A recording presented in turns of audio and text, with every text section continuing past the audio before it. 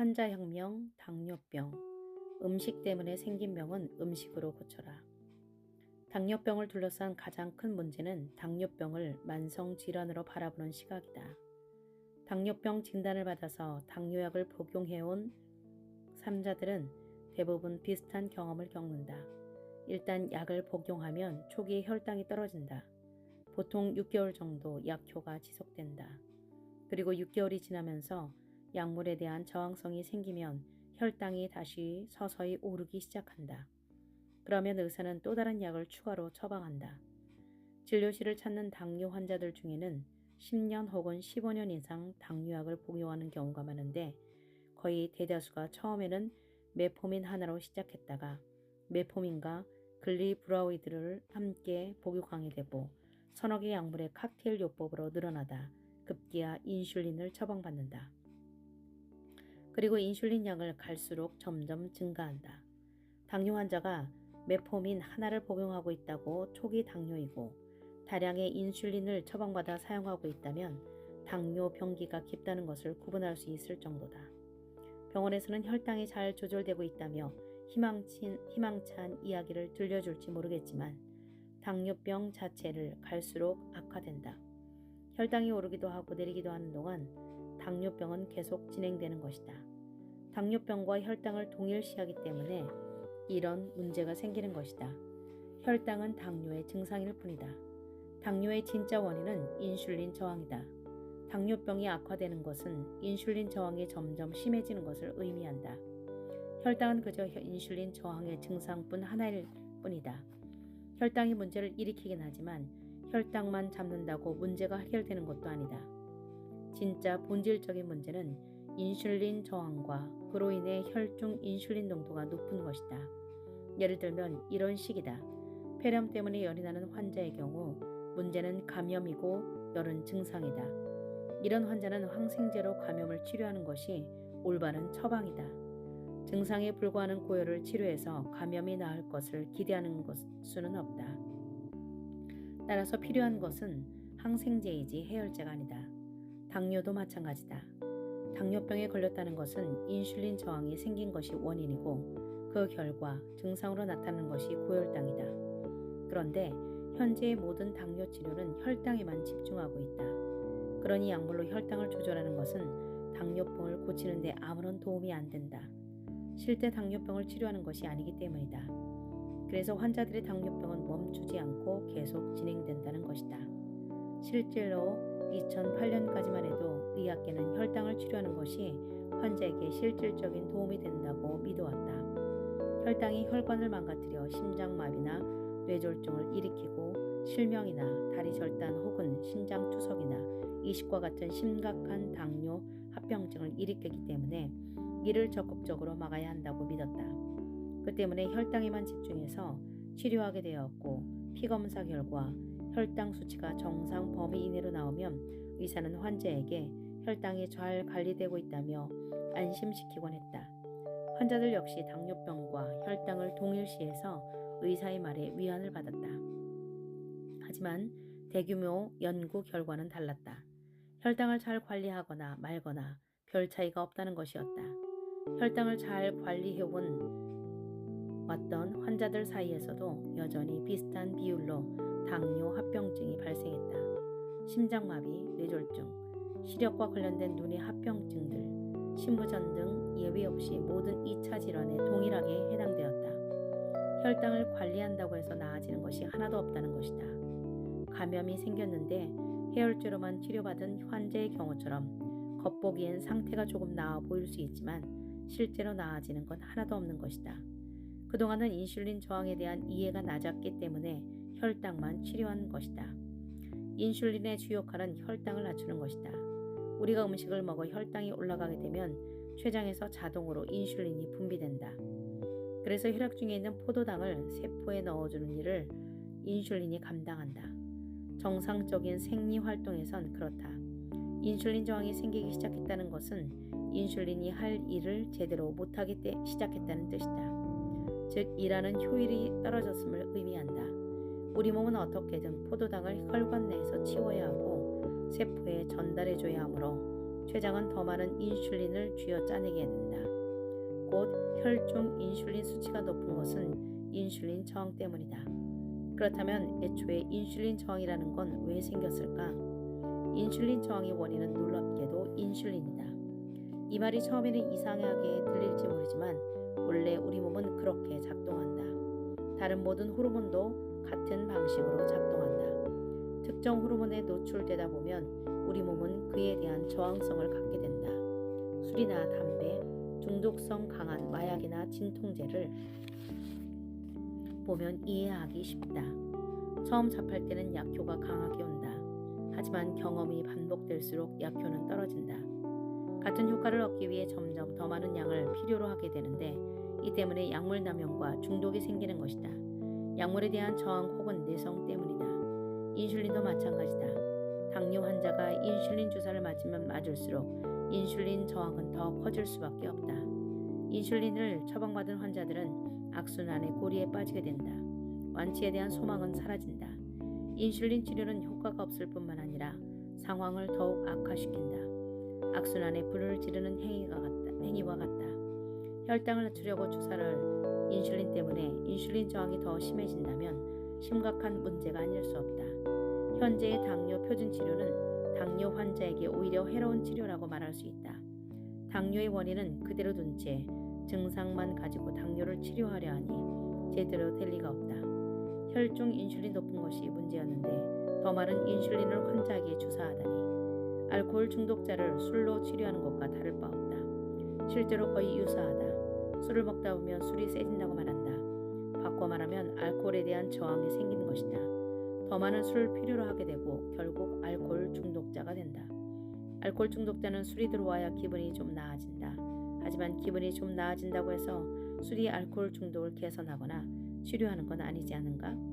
인슐린 저항이 이해하기 이전에 혈당에만 집중하는 치료가 이미 자리 잡았고 치료를 열심히 해도 합병증이 줄거나 환자가 줄지 않자 나온 변명이 당뇨병은 만성 진행성 질환이라는 것이었다.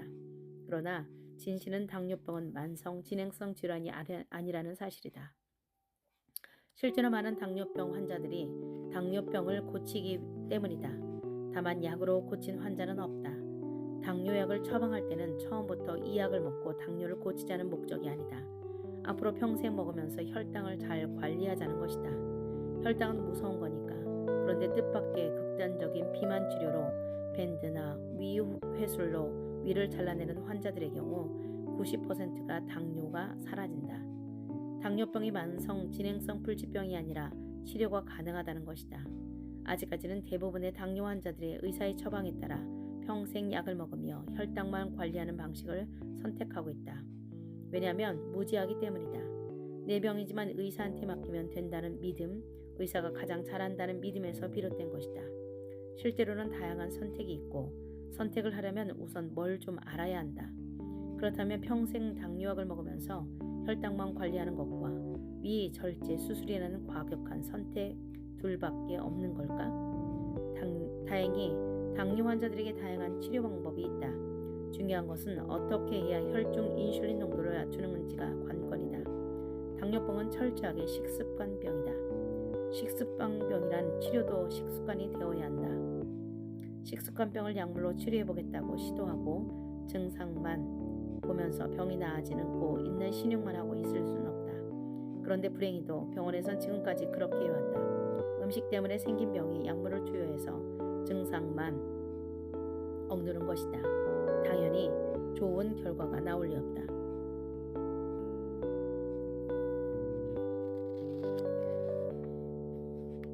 그런데 불행히도 병원에선 지금까지 그렇게 해왔다. 음식 때문에 생긴 병이 약물을 투여해서 증상만 억누른 것이다. 당연히 좋은 결과만 나올 리 없다. 지난 30년을 돌아보면 알 수 있다.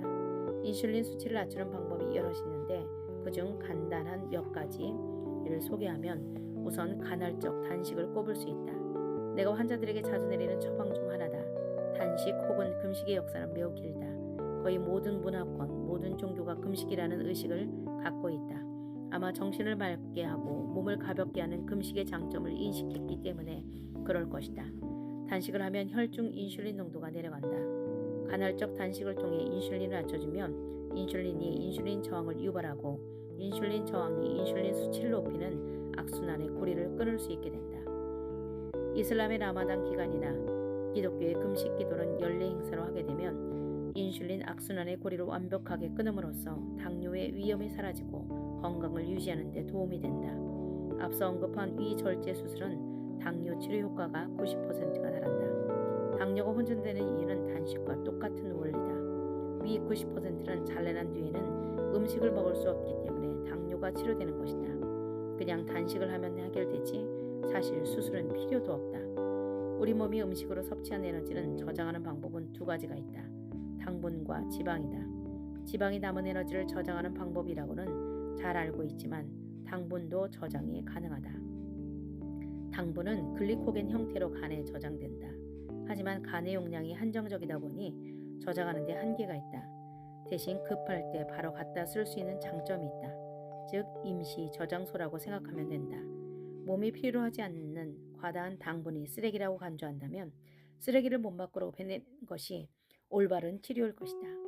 그런데 정작 당분 섭취를 줄이지 않고 인슐린만 덜 붙는 것은 쓰레기를 몸 밖으로 빼주거나 유입되는 쓰레기를 줄여주는 것이 아니라 몸 안에 쌓아두고 어떻게든 해결해보라는 시기는 마찬가지다. 그러므로 당분 섭취를 줄이고 간헐적 단식을 하는 것이 도움이 될 수밖에 없다. 우선 증상인 혈당만 끌어내리는데 오랜 시간이 걸리지도 않는다. 문제는 환자가 새로 바꾼 식습관이나 생활 습관을 오래 유지할 수 있느냐 하는 것이다. 경험으로 비추어 볼 때 이러한 사실을 깨달은 환자들은 어렵지 않게 입맛과 식습관이 바뀐다. 하지만 반신반의하며 왜 그런지 메커니즘도 이해 못한 채 그저 시키는 대로 맹목적으로 다른 환자들은 금식이나 건강식이 구역으로 느껴지기 때문에 힘들어한다. 어디까지나 깨달음이다. 스스로 의지를 가지고 자신의 상황을 깨달아야 치료가 수월해진다. 이처럼 음식으로 정욕과는 접근하는 환자들에게 영양학적으로 도움이 되는 것들이 있다. 칼륨이 인슐린을 낮춰준다. 그리고 비타민 B1도 인슐린을 낮춰준다. 비타민 B1의 경우 비타민 보조제보다는 영양 효모 형태로 섭취하는 것이 더 효과적이다. 단 당 섭취가 늘어나면 칼륨과 비타민 B1을 모두 소변으로 배출하게 된다. 인슐린 저항이 있다면 정상일 때에 비해 15배 이상을 배출한다. 칼륨과 비타민 B1뿐만 아니라 다른 영양소도 소변을 통한 배출이 늘어난다. 이는 당뇨병의 가장 큰 문제점 중 하나이고 반드시 칼륨에만 국한된 것이 아니다. 혈중 포도당 농도가 높아지면 포도당이 삼투성 이뇨제 작용을 하게 된다. 정상적인 상태에서는 모든 혈액이 신장의 세관을 통과하면서 신장이 영양소들을 걸러내는 필터 역할을 한다. 그중 포도당은 신장에서 항상 재흡수한다. 포도당은 즉각 사용할 수 있는 에너지로서 가장 중요한 영양소 중 하나이기 때문이네. 우리 몸이 그렇게 하도록 디자인되어 있다. 그런데 혈중의 과다한 포도당이 신장으로 몰려들면 신장의 재흡수 기능을 압도하게 된다. 재흡수되지 못한 포도당이 소변으로 빠져나가면서 중력에 의해 영양소들을 함께 끌고 나간다. 그 결과 당뇨 환자는 영양소 결핍이 심각한 경우가 많다. 그래서 당뇨병 환자는 엄청나게 많은 양의 영양분을 공급해서 채워 넣어야 할 필요가 있다. 밑 빠진 독에 물 붓는 격이기 때문이다. 하지만 이 심각한 영양 결핍 문제를 병원에서는 아무도 신경 쓰지 않는다. 그저 혈당만 관리하는 게 전부다. 58세 동양 남성의 환자가 찾아왔다. 10여년째 당뇨약과 인슐린을 복용하고 있었고 체중은 100kg이었으며 당뇨 합병증으로 망막증, 신경통증, 신장병 등을 앓고 있었다. 부인의 성화에 못 이겨 억지로 병원에 끌려오긴 했지만 본인에게는 반드시 나아야겠다는 의지가 있었다. 간헐적 단식과 탄수화물 제한식을 병행하며 비타민과 미네랄 보충 복용을 주축으로 하는 치료 프로그램을 시작했는데 혈당은 금방 내려갔고 체중도 1년 동안 계속 감소하며 현재 85kg까지 내려왔다. 당화혈색소는 7% 정도로 낮아졌고 인슐린도 55유닛 맞던 것을 6주 만에 다 끊을 수 있었다. 혈당 정상, 당화혈색소 정상의 인슐린이 필요 없고 모든 약을 다 끊고 체중도 거의 정상이 되었으며 합병증 증상 모두 정상으로 돌아왔다면 당뇨병 완치라는 말을 감히 해도 괜찮지 않을까? 이것은 당뇨의 간단한 원리를 이해하고 그에 맞게 접근할 때 가능한 결과다. 계속해서 약 처방만 늘려가는 식의 접근이 아니고 무슨 신약이 새로 나왔다는 기대를 걸고 실험에 참가할 것을 권유하는 식의 접근이 아니다. 당뇨는 식습관병이니 식습관으로 고칠 수 있다는 점은 환자와 의사가 함께 이해하기 가능했던 것이다. 또 다른 환자는 47세 동양 남자로 최근에 당뇨 진단을 받았다. 당화혈색소가 8.9%. 이였는데 이 환자는 본인이 약을 먹기 싫어했고 주치의가 환자 의견을 존중해서 약 먹지 말고 치료 프로그램을 먼저 시도해볼 것을 허락했다. 물론 결과는 4주 걸리지 않아 완치했다. 이 환자는 좋은 주치의를 만난 경우다. 보통은 약 안 먹으면 큰일 난다고 겁이나 주기 일쑤이다. 환자가 당뇨나 고혈압, 콜레스테롤 약을 거부하면 갑자기 쓰러져 죽을 수 있다는 협박 아닌 협박을 의사로부터 듣는 것이 현실이다. 실제로 그런 일이 있었다. 여성 환자분의 당뇨와 콜레스테롤 수치가 높았는데 생협에서 주관하는 다이어트 프로그램에 참여하고 4주 만에 모든 수치가 정상이 되었다. 약을 다 끊고 6개월이 지나 정기검진을 위해 주치의를 찾아갔다. 검사 결과 수치가 모두 정상으로 나오자 주치의가 너무 좋아했다고 했다. 문제는 주치의가 좋아하는 모습을 보니 그가 처방해준 약을 안 먹었다는 사실을 차마 말할 수 없었다고 했다. 왠지 그 의사가 실망할 것 같다라는 것이었다. 무슨 뜻인가? 환자도 본능적으로 아는 것이다. 약을 처방하는 것이 의사의 주 업무라는 것을. 원래 가장 이상적인 그림은 혈액검사가 모두 정상으로 나왔을 때 환자가 약을 안 먹고도 이렇게 정상이 됐다고 밝히면 의사는 오히려 더 좋아해줘야 하는 것이 맞다. 하지만 실제로는 이를 서운해하거나 못마땅하게 여기는 의사들이 존재한다는 사실이다. 당뇨는 기능의학 의사들이 가장 흔히 다루는 질환이다. 당뇨병 환자들은 기능의학 전문의와 상담할 것을 권하는 바이지만 그 전에 어떤 종류의 치료를 받을 것인가 하는 선택은 환자에게 달려있다. 지금까지는 치료의 종류도 의사에게 맡긴 셈이지만 이것만큼은 환자가 결정해야 할 문제다. 그러나 아는 게 없으면 올바른 결정을 내릴 수 없다. 아는 자만 선택할 자격이 있음을 잊지 말고 공부해야 한다. 내 병에 대한 공부가 치료의 시작이다.